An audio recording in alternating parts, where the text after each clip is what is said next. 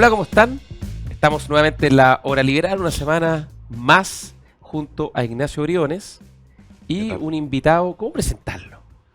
Un destacadísimo dirigente del socialismo. Un peso pesado. Sí, sí. Bueno, para la cuña, ingenioso. Dicen que además tiene fama de ser experto electoral y una larguísima trayectoria en el Partido Socialista de Chile, Osvaldo Y Andrade. en el mundo laboral, donde fue ministro del Trabajo. Además. ¿Cómo está, Osvaldo? Bien, lo más bien. ¿Bien? Hoy día soy un hombre de puros ex. De puros ex. Y lo del peso pesado espero que no tenga que ver con la estética, sino que tenga No, que ver por el con tonelaje político. No eso se me podría refería. porque si no nos funan, así que ya no se puede Tonelaje opinar de esas político, sí. cosas. Por eso digo, por eso lo adverto. Oye, yo quiero hacer una confesión. Yo conocí a Osvaldo, bueno, obviamente todos lo conocíamos por su figuración pública, ¿no? Pero lo conocí, yo era jefe de gabinete de Cristian Larroulé cuando era ministro de la SECPRES. Y Osvaldo en esa época era presidente del Partido Socialista. Y después de haber sido ministro del Trabajo durante el segundo mandato de la presidenta Bachelet. Y Osvaldo era uno de los cuatro presidentes, la oposición en ese momento tenía 4 presidentes de lo que era el mundo de la concertación, que ya formaba la nueva mayoría. Y probablemente el más duro, el que más duro nos daba, era Osvaldo Andrade, pero a mí siempre me llamó la atención que siempre dialogante, siempre con mucha pasión y posición pública, pero siempre dialogante, siempre conversando, y muchas veces en la oficina en ese entonces el ministro de la SECPRES, Cristian Larroulé, yo estaba jefe de gabinete, lo veía pasar, en los tiempos en que la política había bastante más diálogo, y me llamaba mucho la atención. Y te quería preguntar, partir un poco con eso, Osvaldo. Tú llevas harto tiempo en política. ¿Cuánto sientes que ha cambiado la política en Chile? ¿Qué cambios han sido para bien y qué cambios han sido para mal? Bueno, ha cambiado el país. Ha cambiado el país y consecuencialmente los actores que intervienen en el país también han cambiado. Y yo creo que esto se expresa no solo en la política, sino que se empieza en muchas áreas. En mi época había una sola central de trabajadores nacional, la CUT. Hoy día hay 4. 4. En esa época había un empresariado tremendamente duro, ¿no? Hoy día hay de todo, ¿no? No siempre hay sintonía entre lo que dice el dirigente gremial que lo que dice el empresario propiamente tal. Y en la política hemos tenido también un deambular similar. Hemos tenido una pérdida de liderazgos, creo yo, en mi opinión. Se ha diseminado mucho la opinión política, han aparecido demasiadas expresiones políticas, lo que pudiera ser bueno en el sentido de que hay una representatividad mayor, pero mi impresión es que esa representatividad mayor no tiene que ver con posiciones políticas, sino que tiene que ver con atributos personales, aventuras personales, estridencias personales. Mucho individualismo. Sí, sí. Y ha cambiado la política porque, paradojalmente, lo que para muchos fueron los 30 años más exitosos de la historia política chilena, puede ser exagerada la expresión, ¿no? Sobre todo porque estas cosas siempre hay que verlas con una mayor perspectiva. Los actores de ese proceso, los actores protagónicos, quienes lo hicieron, por decirlo así, renegaron de aquello, ¿no? Y aquellos que fueron el obstáculo para un mejor desarrollo de esos 30 años, para decirlo francamente, Los quisieron abrazar. los quieren abrazar. Entonces, claro, hay una situación rara, anómala, explicable, pero de lo que todavía no salimos. Entonces, como hay esta cosa confusa entre los que fueron protagonistas y no defienden, o no defienden con el ahínco que se requiere, y aquellos que fueron detractores pero que la reconocen, lo que eso permitió, para serte franco, es que aparecieran las polaridades, ¿no? Entonces hay que se expresaron en las dos convenciones. Claro. Una que idea refundacional, porque los 30 años habían sido una trampa, una estafa, qué sé yo, y la otra que quisieron restaurarlo todo con un conservadurismo brutal, porque todo lo que se había avanzado estaba mal hecho. Entonces, las polaridades siguen marcando el quehacer político nacional. Oye, y tú que eres socialista probablemente hasta la médula de los huesos, antes de entrarnos, Osvaldo nos contaba, tú empezaste a militar Yo tengo 69. 55 años de militancia Imagínate, social. 55 años de militancia. Empecé O sea, a los 15 años, perdona, a propósito, mira lo que son las cosas de la vida. Empecé, un poco más, 16, 17 años, a propósito del asesinato por carabineros de mi concuñado en el gobierno de Eduardo Frei. ¿Por razones políticas? En una manifestación estudiantil. Así. En Puente Alto. Así es. Lo mataron de un balazo, Claudio Pavés, militante conmigo en la Juventud Socialista. Y marco la etapa histórica para que veas cómo nos ha cambiado la vida a todos. Así es. Oye, y en estos 55 Cinco. años de socialismo, ¿en qué está el socialismo chileno hoy día? ¿Cómo mira los últimos 30 años y cómo mira los próximos, no 30, 5 años? No, yo creo. ¿Para dónde va el Partido Socialista? Porque Camino yo propio, juntos como han estado con el PC, el Frente solo Amplio. va a ser una digresión. Cuando me tocó estar como ministro secretario general de la presidencia, tú que fuiste parlamentario, Ignacio, tú fuiste ministro también, la Cámara tiene sus posiciones bien definidas por sector político, ¿no? Sí. Y me pasó, una cuestión casi física, ¿no? En la Cámara, mucho más que en el Senado, naturalmente, que veía a las bancadas socialistas siempre disciplinadas, siempre cohesionadas, siempre con mucha cohesión, mirar mucho más hacia su izquierda, hacia el Frente Amplio, que hacia sus socios históricos de la ADC, el PPD, los radicales. Y yo siento que ahí en el 2018, cuando ya irrumpe con mucha fuerza el Frente Amplio, empieza a producirse una suerte como de duda identitaria del socialismo respecto a cuál es su proyecto histórico hacia el futuro. La pregunta es de difícil respuesta porque creo que hay un proceso de elaboración en curso, o por lo menos de preocupación en curso para no ser tan ciútico.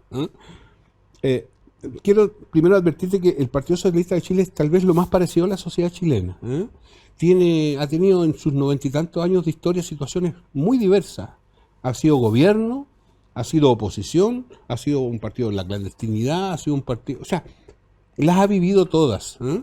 Y ha tenido momentos en que operó mucho, no fuimos suficientemente tenaces en nuestro respaldo al presidente Allende, por ejemplo, y nos compraban un cierto nivel de ultraizquierdismo brutal, que creo que es una de las razones por las cuales las cosas pudieron no haber andado mejor.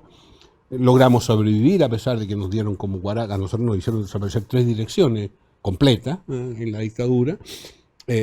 Nos costó, no nos fue fácil el debate, estábamos divididos el debate para entrar en el proceso de recuperación El proceso democrática. de la renovación socialista fue un proceso duro, largo y duro. Dramático, doloroso. Se escribió mucho y además con una dicotomía entre lo que era la interna con la interna en el interior, que llamábamos, y lo que era el aparato socialista en el exterior, que vivían dilemas similares pero momentos distintos. Claro. Entonces ha sido un proceso, bueno, y logramos, o sea, en la transición logramos instalar 2 presidentes y una de ellas la primera mujer por dos veces.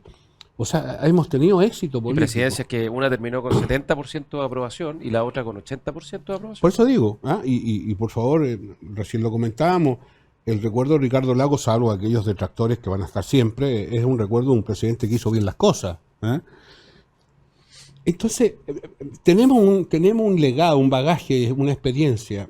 Oye, perdón, te voy a meter una pausa porque Por creo favor. que relacionarlo con algo que tú mismo dijiste, que esta renegación de los 30 años por parte de la centroizquierda.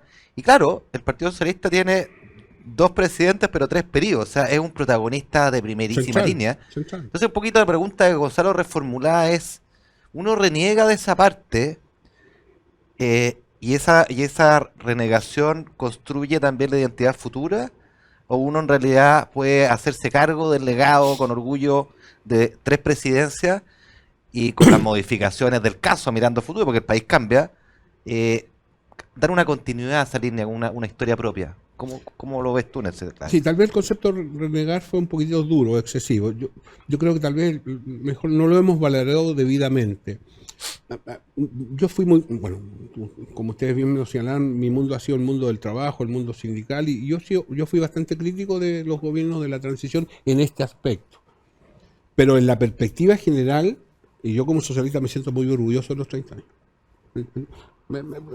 No es fácil explicar esta dicotomía, pero creo que se entiende. Y tal vez lo que ha pasado este último tiempo, y a propósito del gobierno en el que estamos, es que ha habido una revalorización de eso. Sin duda. Sin duda. Y por supuesto, esto no es lineal, pues tiene, como dicen los cubanos, tiene lomos de toro, ¿no? Tiene policía acostado, dicen ellos.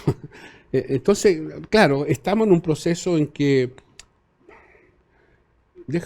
yo estuve en el supermercado hace un rato atrás y me encontré con un viejo compañero y me decía: compañero Osvaldo, pucha lo que nos han llevado. Esa fue su frase. Y yo lo miré, y claro, es un viejo cuadro, un viejo militar. Y me quedé dando vueltas, dije, bueno, pero estamos aquí. y tampoco podemos salir, ¿ah? Y debemos hacer el esfuerzo para que esto mejore. Entonces, yo creo que el socialismo hoy día tiene que pensar en cómo se transforma, y digo el socialismo no solo el Partido Socialista, quiero ser nítido en eso, tiene que pensar cómo se representa mejor en la sociedad chilena, y eso implica tomar ciertas decisiones desde su propio valor. ¿Cómo se hace cargo de su identidad con más nitidez? El Partido Socialista es el partido de los trabajadores y yo diría y del trabajo, y esa identidad yo creo que no la debe perder. Otros se harán cargo de otras representaciones, esa es nuestra identidad, eso nos identificó los 90 y tantos años de vida y eso tenemos que valorarlo con las nuevas situaciones que hay hoy día. O sea, ya no es simplemente la lucha de clase y vamos para... No, son otras cosas hoy día. Pero desde esa identidad, yo creo, y desde esa identidad creo que convocaríamos a mucha gente, ¿eh? Y desde la perspectiva más global, yo diría que las sociedades han cambiado y que los socialistas hemos tenido la capacidad de ir cambiando con eso, pero nos falta tal vez desarrollar con mayor nitidez una propuesta en ese sentido. Algunos en el Partido Socialista se insiste mucho que nos falta un proyecto, puede ser un poco ambicioso hacerlo así, pero sí yo creo que hay que resituarse en este nuevo esquema con esta nueva situación. Y en este nuevo esquema, quizás es muy temprano la luz de la última elección, pero es un punto relevante. ¿Tú dirías que también hay una revalorización por parte de la ciudadanía de un cierto espacio de moderación sin sacrificar las identidades? O sea, centro izquierda tiene su identidad clara, centro derecha también, y hay varias centro derecha y varias centro izquierda, pero que la ciudadanía privilegia ese paraguas, ese espacio, No tengo ninguna duda de eso. entendiendo que en ese espacio donde se pueden construir acuerdos y que sin acuerdos los No. países no pasan las reformas que necesitamos, ¿no? No tengo ninguna duda de eso. Yo creo que esta última elección yo lo planteé como que había sido un gran respiro, un balón de oxígeno para el mundo más moderado. Moderado, entendiendo moderado en el sentido que No radical. preconiza hacer reformas necesarias, pero lo hace sobre Que la no base está en de una lógica media autodestructiva o Claro. adversarial de la política. y que no es aquel llamado en que la política la entiende como un testimonio, sino que la política la entiende como el logro de resultados. Claro, como un acto de Praxis, construcción. de praxis. Sí. Ahora, huelga decir una cosa, que cuando uno mira los resultados de la elección municipal, es muy interesante. A la centroizquierda le fue mal. A la izquierda le fue mal. El PC y el Frente Amplio bajaron la mitad a su alcalde, de 15 a 7. Y el único partido de izquierda que se mantuvo incólume fue el Partido Socialista. Tenían 22 alcaldes, mantuvieron 22 alcaldes. No, tenemos 33 ahora. Es que están los independientes. Sí, no, está bien. Solo estoy con los militantes. Claro, pero en votación de concejales, que es como la más representativa, según siempre se Sí. dice, a la centro izquierda y a la centro derecha les fue bien. Y a los extremos les fue mal. Y fíjate la paradoja que con lo mal que nos fue somos el partido que tiene más gobernadores. Pues. Ahora, en esto... Y la elección de gobernadores tiene una cosa interesante, que es la más parecida a una elección presidencial, Sí. porque son territorios grandes, Sí. grandes poblaciones Sí, y con sí. segunda vuelta. Ahora, en esto tampoco hay que embolarse, digamos, porque en esto también hay mucho de una cierta experiencia del Partido Socialista de ser un partido que negocia bien, que hace bien las cosas desde el punto de vista de la mecánica electoral. Porque en rigor, nosotros en la elección donde se miden las fuerzas, que son las de los concejales, elegimos harto, pero bajamos en porcentaje. Como bajó toda la centroizquierda y la izquierda. Sí. Lo que pasa es que en esa baja general, por razones de que, suena feo decirlo así, pero operamos bien en la operatoria electoral, tenemos buenos resultados. ¿Ah? Y como bien, subimos 30 y tantos alcaldes, perdimos algunos, ganamos otros. En momentos muy jodidos de la política del partido. Fíjate que en la primera convención, en la vorágine del mundo refundacional, qué sé yo, los socialistas fuimos el partido que eligió más, ¿cómo se llama? Convencionales. Sí. Es verdad. Ahora, con votaciones bien miserables, pero elegimos. Ahí hay una mezcla. Y yo tengo la sensación que en el país hay todavía un mundo, sobre todo, y tenemos que recuperar mucho ese espacio, en que esta posición del trabajo, los trabajadores, el mundo popular, tiene un espacio que está en disputa. Oye, pero en esa revalorización de este cierto espacio de centro que tú reivindicas con mucha claridad, y volviendo a la pregunta de Gonzalo, ¿hacia dónde va el PS? Ese puede ser un atractivo importante en la definición estratégica que están tomando, porque de alguna manera, si el convencimiento tuyo, por lo menos, es que la ciudadanía valora este paraguas de un espacio más moderado, donde se pueden fraguar acuerdos, a lo mejor es una gran oportunidad para que el Partido Socialista, el socialismo democrático, se tome ese espacio, sea protagonista de ese espacio, y ese protagonismo es más esquivo si es que va adosado, digamos, a el Frente Amplio o a la coalición. No, además déjame decirte una cosa, el voto obligatorio produce un incentivo a copar ese espacio más de centro, Sí. porque finalmente cuando la gente más despolitizada está obligada a votar, y eso lo muestra en las últimas elecciones, opta por aquello que le parece un poquito más sensato. Yo creo que si el socialismo democrático se planteara una perspectiva de una vocación de poder más nítida, con un protagonismo más nítido y no de atrás de otros, yo creo que podría convocar una cantidad importante de gente en este país. Y para eso tiene que tener una posición que no siempre es popular, pero que lo tiene que marcar como... A ver, les doy un ejemplo. Yo creo que la derrota estratégica más dura de la centroizquierda fue haber aprobado los retiros. ¿Ah? Y estoy convencido de eso, y cada vez que puedo se lo represento a mis compañeros que estuvieron en eso. Mataron la posibilidad del reparto, digamos, porque la gente... Pero además yo te diría que tenemos una cosa más original. Nosotros en algún momento le dijimos a los trabajadores, mire, en la época de las vacas gordas vamos a juntar plata, y en la época de las vacas flacas las vamos a gastar. Bueno, vinieron las vacas flacas y lo que le dijimos, vamos a los ahorros de ustedes. Eso es una maricona. Perdóneme la expresión en un domingo. Así es. Es una Se rasca con su propia uña. Claro, Y además- es la negación del socialismo. Y de la destruye, protección social. y destruye el principio y el concepto de seguridad social que Completo, está en el ADN, ¿no? Completo. Entonces, ese tipo de cosas son las que nosotros tenemos que... Ya, y nosotros nos toca ir a una pausa en la hora liberal con Vamos Osvaldo a Andrade y entretener. Ignacio Briones, y volvemos después de un corte. Hola, estamos juntos, claro, juntos todos los días, todo el día, en Radio Agricultura y en Agricultura TV. Sé parte de la comunidad de Deportes en Agricultura. Escúchanos aquí en Radio Agricultura 92.1. Entretención aquí en Agricultura y Agricultura TV. Búscanos en redes sociales como Deportes en Agricultura. Síguenos en agricultura.cl. Síganos en todas nuestras redes sociales. Síguenos en TikTok como Deportes 921.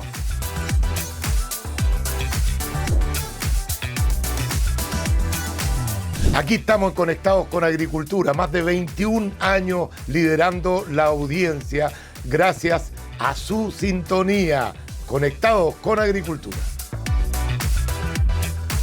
Sigue la programación de Deportes en Agricultura a las 7 de la mañana y a las 14 horas. Somos Agricultura. Somos Agricultura.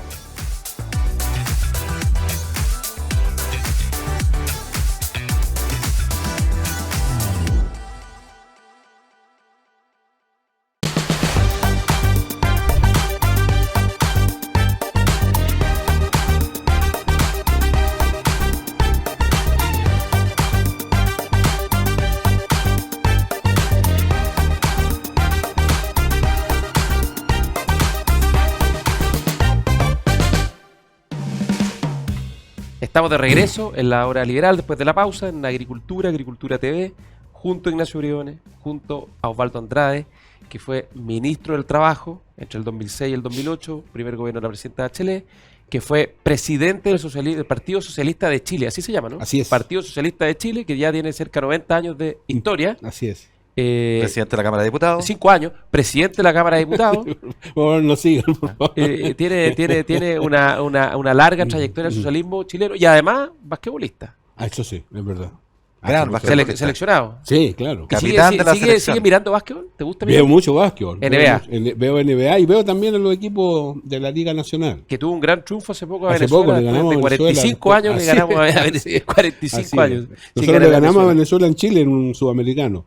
Y tengo una historia de básquetbol muy simple porque yo jugué en Católica siendo juvenil, ya en la universidad, y uno de mis compañeros de equipo era Cristian Larroulé. ¿Y se pasaban la pelota o se la tiran en la cabeza? No, yo era el conductor del equipo y para serte franco era muy fácil jugar con Larroulé, muy fácil. ¿Y era bueno porque- la ruleta? No me comprometas porque tú trabajaste con él, no me hagas... Pero jugaba algo. Sí. Pero lo interesante es que con la ruleta no había que necesidad de mirar a dónde estaba, porque uno siempre sabía que estaba en el lado derecho de la cancha. Ah, sí, claro. ¿Y te lo tomaste después del Congreso? Sí, claro, no, me lo topé, sí, no, varias veces. Mantengo una amistad con él. Sin ir más lejos, el otro día Republicana. estuvimos ahí Ah, sí. en las cajas, entregaron unos premios y lo vi.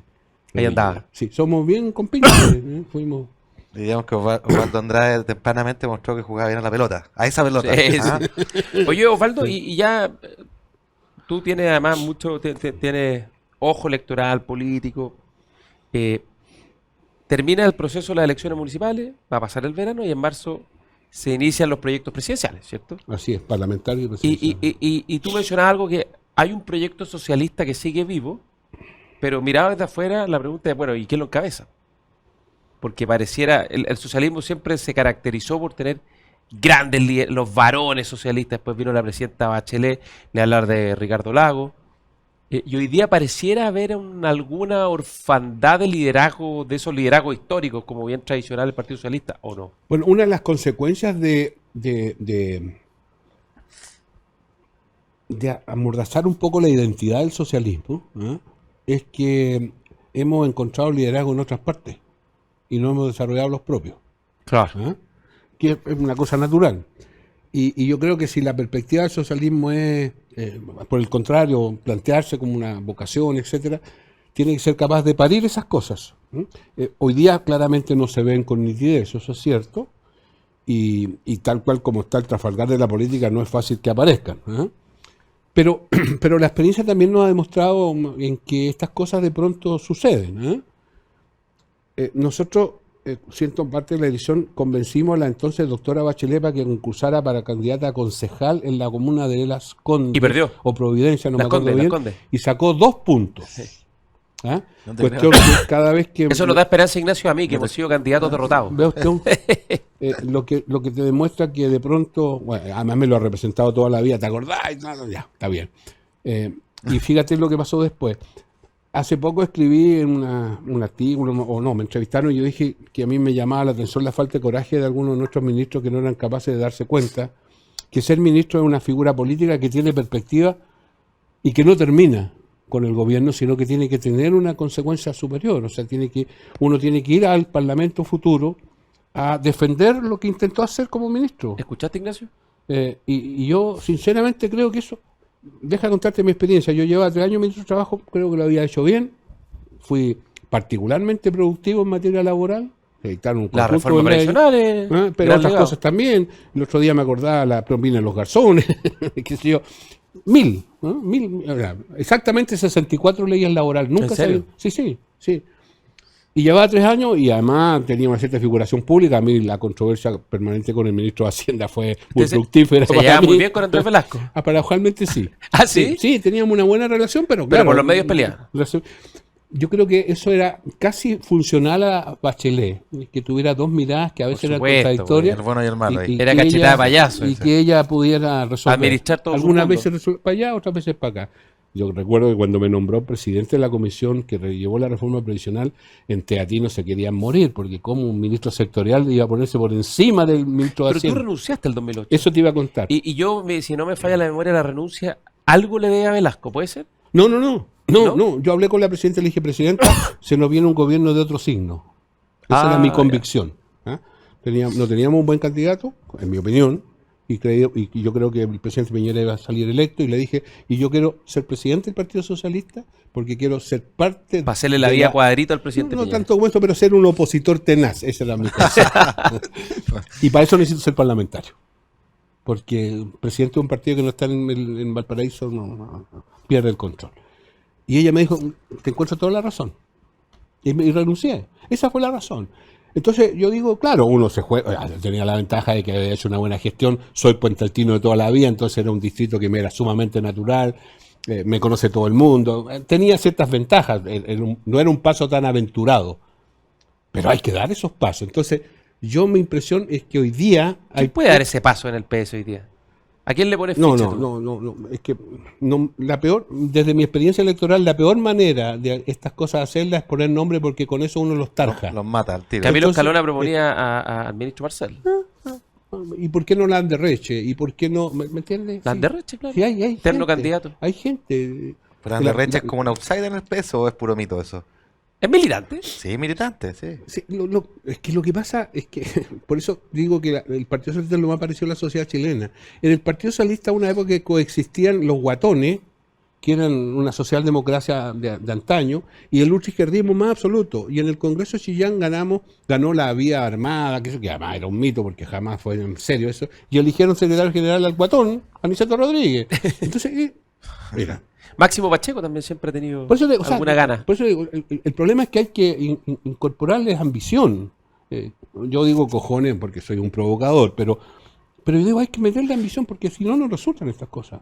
Lagos quiso ser presidente de Chile y se la jugó por eso. Sí.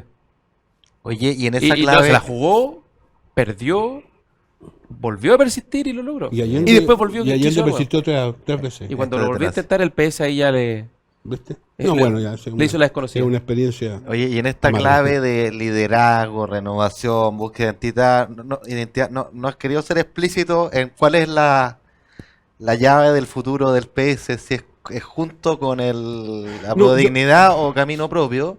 Se entiende, que puede ser complicado. Pero yo te quería preguntar... Pero, volver perdón, Ya. pero para no eludir, yo creo que el PS tiene que configurar un partido que represente al socialismo democrático en toda su amplitud. Y eso implica liberales, radicales, PPD. ¿Fusión socialistas. PPD es una posibilidad? Es una posibilidad, yo no la niego. Ahora, para nosotros es un problema porque es difícil resignar un nombre y una identidad que nos ha acompañado 90 y tantos años. Pero esas son todas cosas que se pueden conversar. Yo desde allí generaría una conversación hacia los costados. Y creo que desde allí hay que entenderse con la democracia cristiana, con lo que sea, ¿eh? Y hay que entenderse con el Frente Amplio y con el Partido Ahora, si le Comunista. ponen PSD, Partido Socialista Democrático, está resuelto el problema. Pero yo creo que ahora, yo tengo la impresión, y te lo digo con mucha franqueza porque lo conozco, que el presidente Boric es un socialista de matriz socialista. Probablemente. ¿Ah? A rato. No, A rato se pero, le pasa. pero de ese Bueno, lote es el que más. es lo más O sea, probablemente hoy día lo es más. te que vuelvo hace a 10 decir. años atrás o 5 años atrás. Ser socialista es ser lo más parecido a la sociedad chilena y en consecuencia estas cosas son propias de la sociedad chilena. Es verdad. eso En es una verdad. ocasión el Partido Socialista tuvo un problema con un presidente radical, hace muchos años atrás. Y el presidente radical, como buen radical, le dijo que hicieran lo siguiente, que se reuniera la Comisión Política del Partido Socialista, que redactara una nota, que se la enviaran al presidente radical y que la nota dijera lo que el socialismo pensaba que el presidente debiera decirles en la nota. Entonces el presidente recibió la nota, la transcribió, le puso los membretes, qué sé yo, y se la mandó al Partido Socialista, se reunió en la Comisión Política y la rechazó. Eso somos, ¿eh? La rechazó, la nota que ellos mismos habían hecho. Entonces no te extrañe que hay cosas que no son fáciles de explicar, pero el partido del presidente Allende que le hizo la vida más difícil. no al nos presidente. portamos bien, pues. Claro. Nunca entendimos lo valioso y estratégico que era este socialismo con vino tinto y empanada. Nunca lo entendimos. Tú, Ignacio, te quedaste con una pregunta. Perdón. No, yo quería girar la conversión a esta misma clave, porque esta semana se presentó por parte del Partido Socialista, el PPD, la UDI Renovación Nacional, Evópolis, una reforma al sistema político, más o menos los términos que fue acordado por el grupo de expertos del segundo proceso constituyente, con alguna mejora incluso en materia de discolaje. Y yo te quería hacer dos preguntas. Una, primero, ¿cuál es la viabilidad que ves tú de esa propuesta, en tanto en el Senado como en la Cámara? Y dos, ¿qué importancia le atribuye de cara a lo que hemos estado hablando implícitamente, que es esta posibilidad de volver un espacio de centro-izquierda, centro-derecha, centro, donde se puedan construir acuerdos, yo no diría que en todo, pero en algunas cuestiones relevantes que hemos ido dejando y que se están notando en nuestro estancamiento económico y en materia de reformas también sociales, en materia de seguridad, etcétera, ¿no? Primero, una percepción más general. Yo creo que los espacios para reformas estructurales, lo que queda de gobierno es bien escaso. Sí, yo estoy de acuerdo. Es bien escaso. Y con suerte, la previsional, y a esta altura ya tengo dudas, para serte franco, a pesar de que tenemos mejores noticias que ayer, digamos.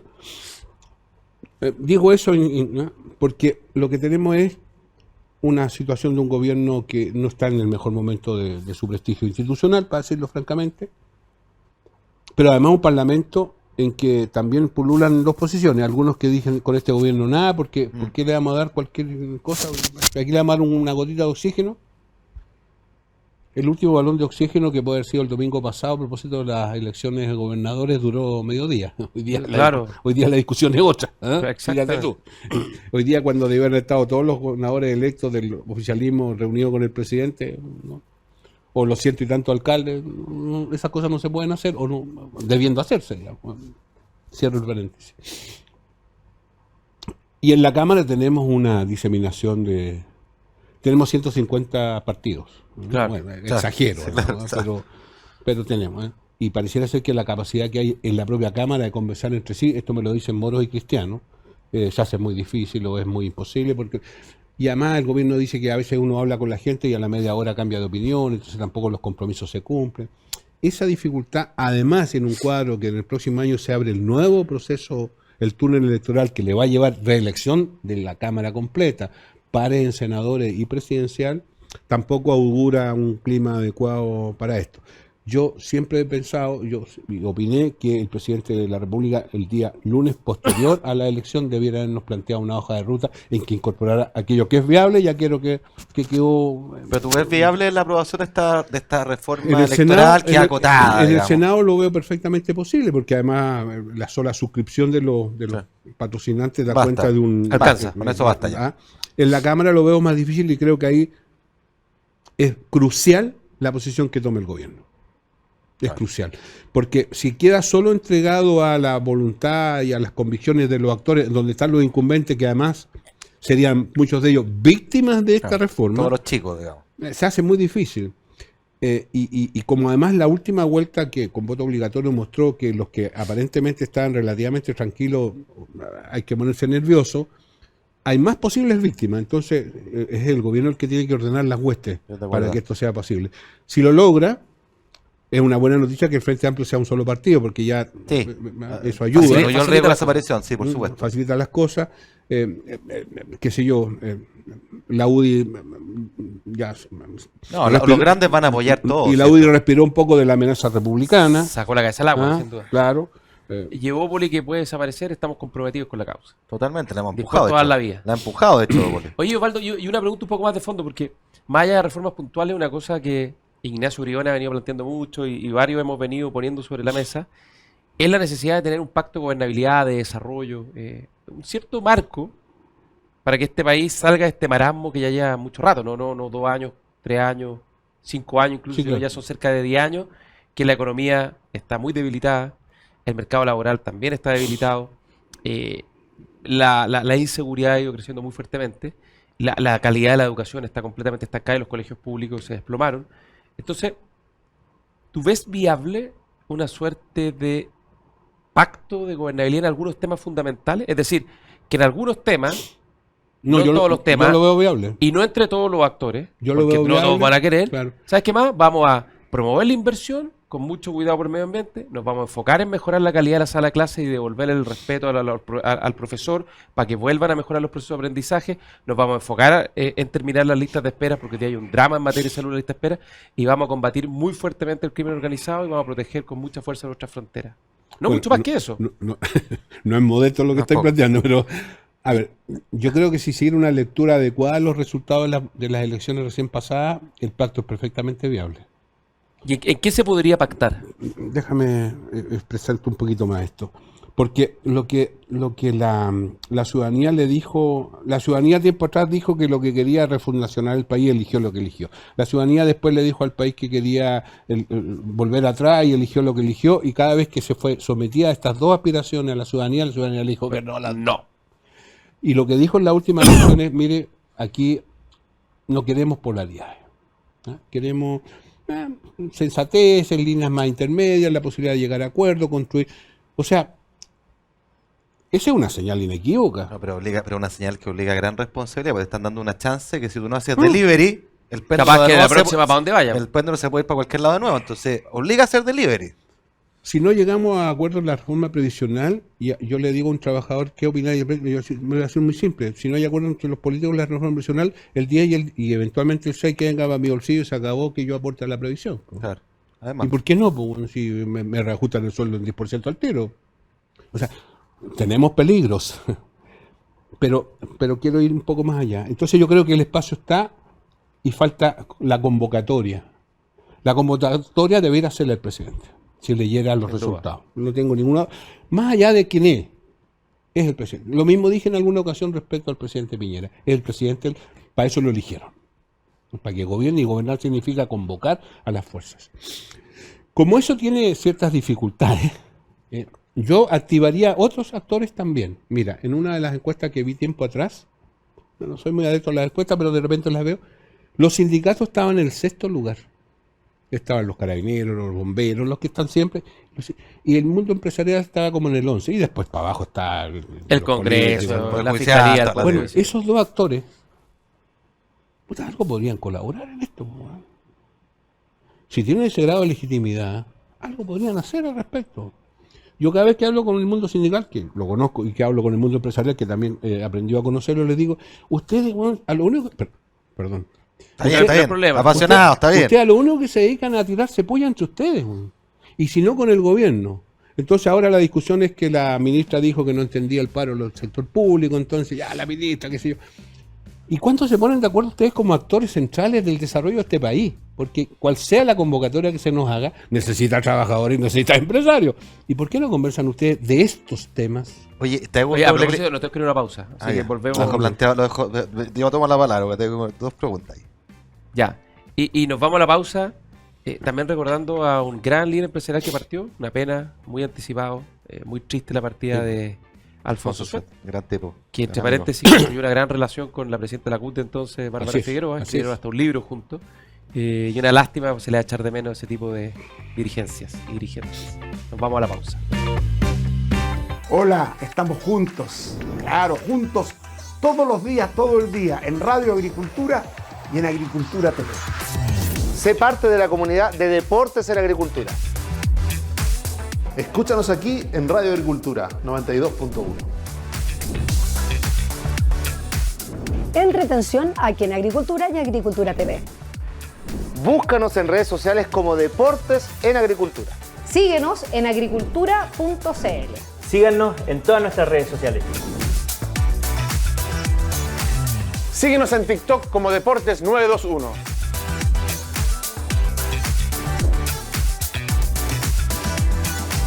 Aquí estamos conectados con Agricultura, más de 21 años liderando la audiencia gracias a su sintonía. Conectados con Agricultura. Sigue la programación de Deportes en Agricultura a las 7 de la mañana y a las 14 horas. Somos Agricultura. Somos Agricultura.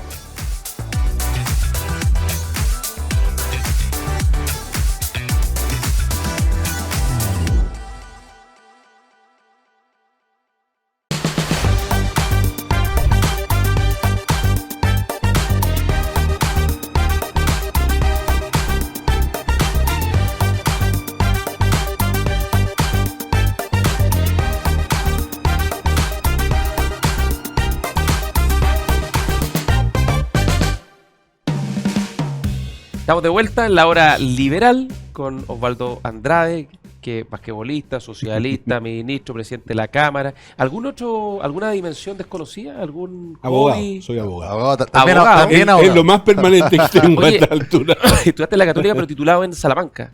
Me licencié en Salamanca. En sí. Salamanca. Sí, ¿Cómo sí. es el dicho? Lo que natura no da. Salamanca no lo presta. Exactamente. Ignacio, tú dejaste un tema, o ibas a plantear un tema. Sí.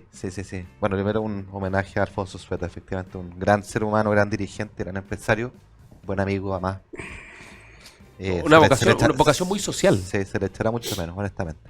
No, yo quería hacer un doble clic en lo que tú decías, porque yo siento que parte del problema de acuerdos que tenemos fuera del mundo político es una desconfianza atávica del otro, y esto es muy cierto entre trabajadores y empresarios, al menos en lo que uno ve públicamente. ¿Ah? Y ahí mi doble clic, tú que conoces bien el mundo sindical, creo que parte de esa desconfianza a veces es que pareciera que el mundo sindical, los trabajadores, no necesariamente son lo mismo que las dirigencias sindicales, las cúpulas sindicales, la CUT, por ejemplo. da la impresión de que la CUT tiene mucho más clara una agenda política. De hecho, sus máximos líderes siempre han sido políticos de tomo y lomo, a veces muy vinculados a ciertos partidos como el PC. Y eso pone al tiro una distancia, pero me da la impresión de que la relación empresario-trabajador es mucho más micro que macro, es mucho más idiosincrática la empresa. Y la pregunta entonces, ¿cómo uno construye ese vínculo de confianza ahí? ¿Ya? Porque yo creo que las empresas y los trabajadores ganarían muchísimo si esas confianzas estuvieran ahí presentes, porque al final están en el mismo barco nomás. Cuando a la empresa le va bien, al trabajador le va bien. Cuando el trabajador lo hace bien y hace que la empresa le haga bien, le vaya bien. Entonces, hay algo ahí. ¿Cómo ves tú esa disociación cúpula versus sindicato o trabajadores? Bueno, la forma del enfoque de tu pregunta da cuenta del problema que tenemos, porque tú dices hay desconfianzas mutuas, pero hace una caracterización de la desconfianza en el ámbito del sindicato. Sí. Y no hacen lo mismo respecto al mundo empresarial. Sí, yo pongo una parte. No, sí, por eso está sí. bien, pero te das cuenta. Yo ayer escuché anteayer, días atrás, escuché a Juan Sutil en una radio que decía, yo no le creo al presidente. Cuando uno no le cree a alguien, no tiene más que hablar con él. Po. Claro. Se cerró cualquier diálogo. Y Juan Sutil, ¿cómo opera ahí? ¿Como empresario? ¿Como dirigente gremial? ¿O como dirigente político? Porque también fue candidato a constituyente. ¿Te das cuenta que en las dos partes hay problemas? Sí, estoy de acuerdo. Es que quería hacer ese matiz para que no Te quedara pregunto por el mundo real, que el que tú conoces bien si fino, el otro aprendió a conocerlo también, no lo creas que no. Pero, viste que la ironía me sigue acompañando. Está bien. Perdonen. Pero yo creo que el problema que tenemos básicamente es de una desconfianza absoluta, mutua, básicamente porque todos esperan que el problema se lo resuelvan otros. Entonces, cuando hay dificultades en uno u otro sentido, lo que están siempre pensando los sindicatos o el mundo empresarial, que se necesita una ley. ¿Ah? Entonces, esto lo va a resolver el sistema político. Vamos a dictar una ley para esto, para los 40, para todo.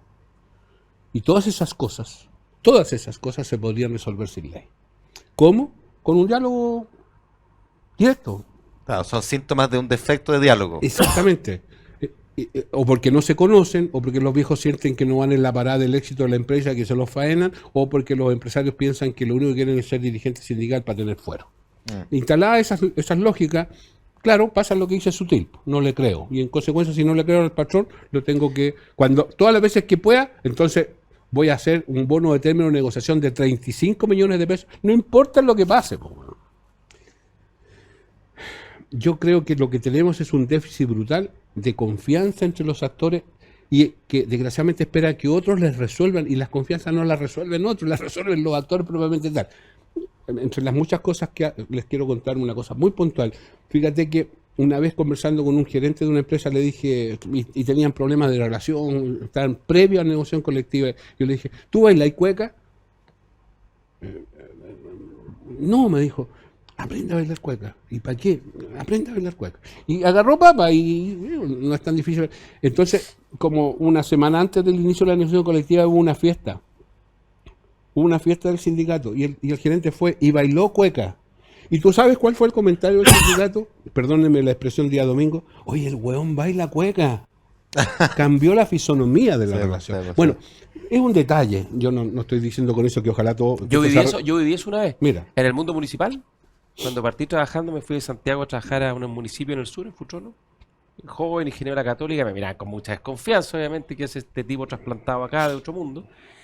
Y la cueca era una cuestión, patrimonio de la comuna, de tema que en los actos, en los colegios, en los actos, todo, cueca.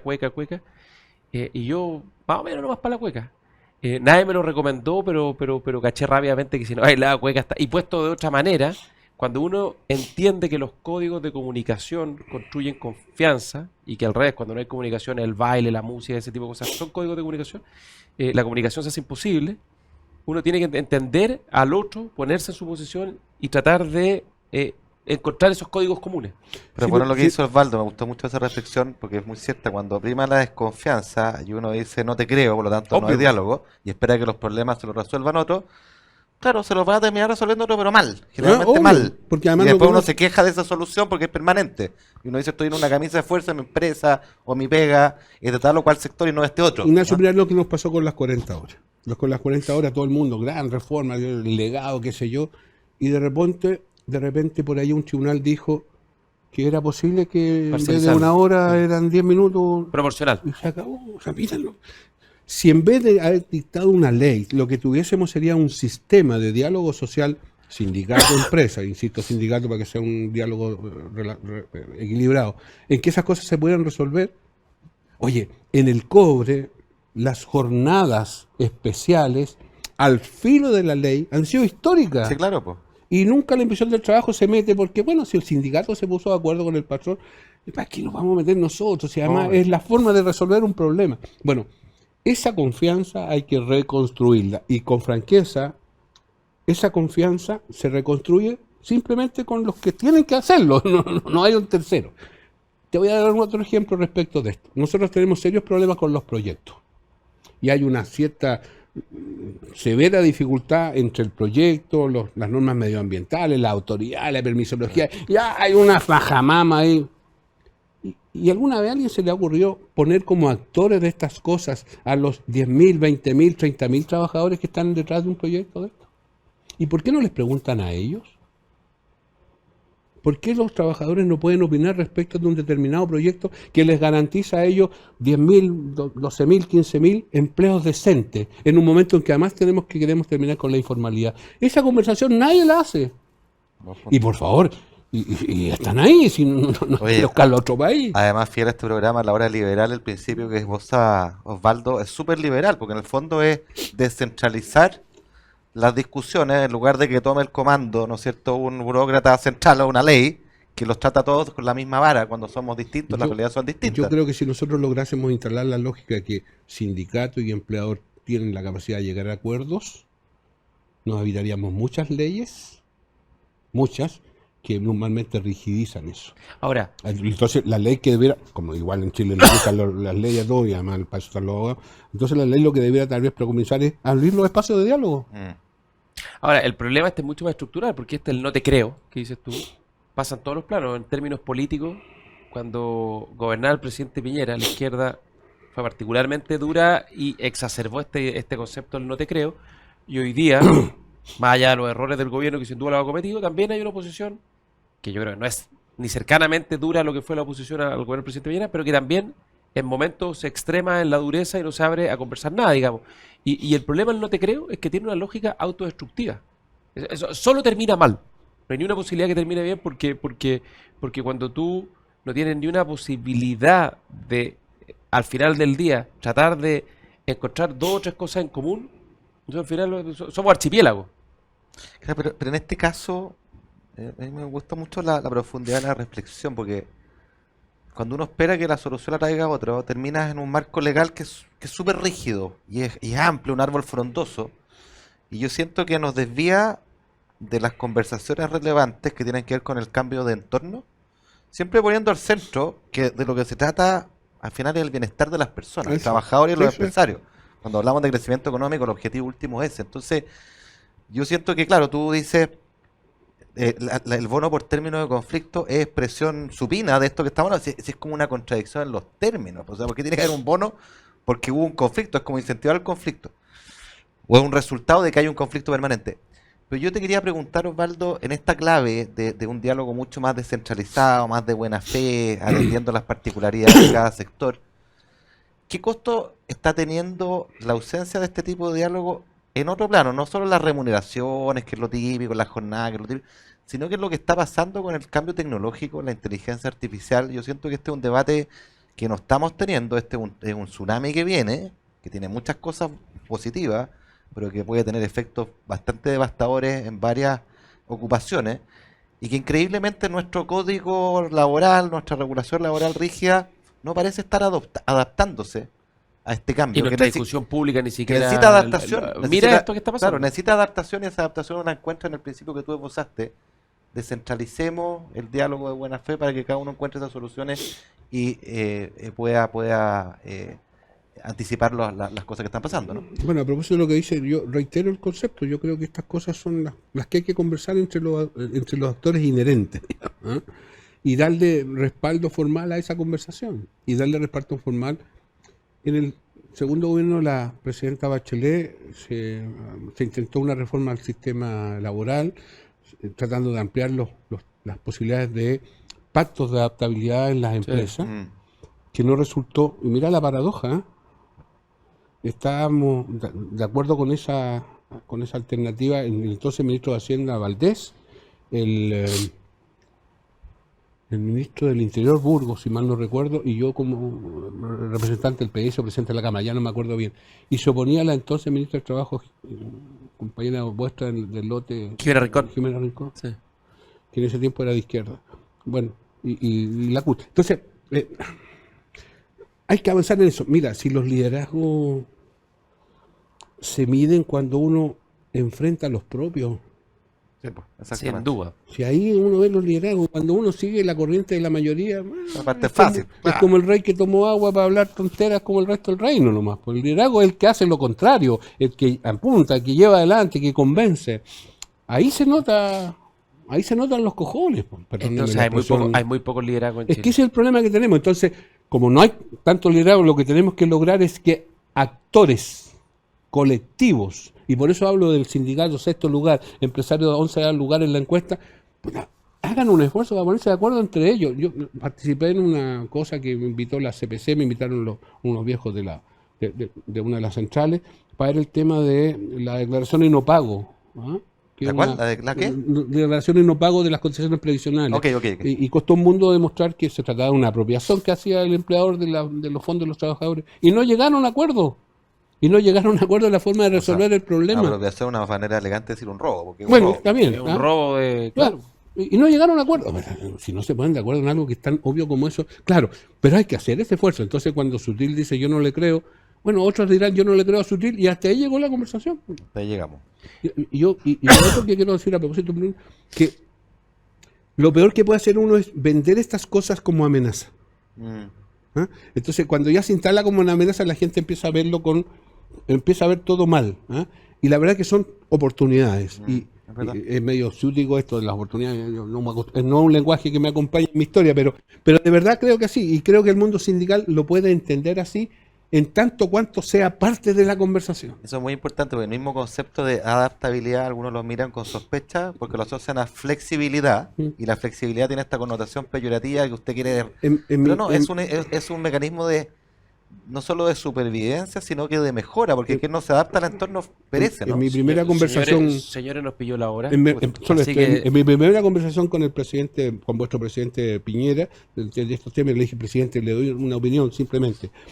No hable de flexibilidad, hable de adaptabilidad pactada. Y créame que va a cambiar la fisonomía en la conversación. Bueno. Oye, muchas gracias, Osvaldo Andrade. Ignacio Briones. Buenísima. Antes de ir, una cosa muy cortita. Siempre le preguntamos a nuestros invitados alguna recomendación sobre qué están leyendo, qué series están viendo, algún datito para quienes nos escuchan y nos ven en sus casas. No, pero yo soy la persona menos indicada para eso, porque yo leo mucho de la historia de nuestro mundo socialista, leo mucho a los clásicos que me ayudan mucho para no perder la brújula. ¿Y algún libro bueno? No, lo que sí invito a ver es la NBA, que está muy buena, está empezando. Está partiendo la temporada. Sí, y ver el último año de LeBron James, que creo que va a ser su último histórico. Año. Y yo veo mucho fútbol, yo descanso mucho con la televisión, la verdad. Lo que pasa es que los fines de semana me voy a la cordillera, entonces allá me relajo. Muy bien. Ignacio, ¿tú alguna recomendación? Estaba pensando, mira, vi una película muy, muy divertida en Netflix, creo que se llama Obra de Arte o algo así, Argentina. Eso está en Star Plus, si no me equivoco. Sí, ahí, claro. En Disney ahora. En HBO, creo que se llama ahora. Max. ¿En Max? ¿Obra de arte? Creo que se llama Obra de Arte, voy a mandar el título exacto. ¿De Argentina? Argentina, que tiene estos dos actores, yo soy re malo para los nombres. Uno del que hace de conserje. Franchella. ¿Cómo se llama? Guillermo Franchella. Ya, Franchella. Y el otro, el que hizo esta serie que recomendó una vez, que es fantástica, se llama Nada. Y otro gran actor argentino como de la misma... Obra de arte. Obra de arte o pieza maestra. ¿O está en Max o está en Disney? Yo les voy a mandar el dato porque me está apretando, así que muchas gracias. Nos vemos la próxima semana en la Osvaldo Andrade, muchísimas gracias. Gracias a Ignacio, ustedes. nos vemos. Y que estén Chao, muy chao. bien.